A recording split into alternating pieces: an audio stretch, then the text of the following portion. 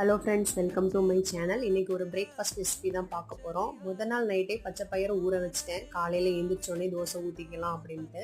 So பயிர் நல்லா ஊறிடுச்சு. எடுத்து மிக்சர் ஜாரில் போட்டு அது கூட கொஞ்சம் சீரகம், இஞ்சி, பச்சை மிளகாய் 2 கூட போட்டுக்கலாம். நாங்கள் காரம் கம்மியாக சாப்பிட்றதுனால 1 தான் போட்டிருக்கேன். அது கூட உப்பு, கொஞ்சம் தண்ணி ஊற்றி நல்லா அரைச்சி எடுத்துக்கலாம். கொஞ்சம் 15 நிமிஷம் அப்படியே இருக்கட்டும் மாவு. அதுக்குள்ளே சட்னி ரெடி பண்ணிடலாம். கடாயில் எண்ணெய் விட்டு கொஞ்சம் உளுத்தம்பருப்பு, கடலைப்பருப்பு, அப்புறம் 2 வரமிளகா போட்டு, இஞ்சி, பூண்டு, அப்புறம் 2 தக்காளி போட்டு நல்லா வதக்கிட்டு, கொஞ்சமாக புளி, அப்புறம் உப்பு நல்லா வதங்கினதும் ஆற விட்டு அரைச்சி எடுத்துக்கலாம். இந்த பக்கமும் தோசையும் ஊற்றியாச்சு. சட்னிக்கு தாளிப்பு கொடுத்துட்டு தோசையோடு சாப்பிட ரொம்ப அருமையாக இருந்துச்சு. கூடவே ஒரு சூடாக 1 கப் காஃபியும் குடித்தாச்சு. இந்த வீடியோ பிடிச்சிருந்துச்சுன்னா லைக் அண்ட் சப்ஸ்கிரைப் பண்ணிக்கோங்க. Thank you friends.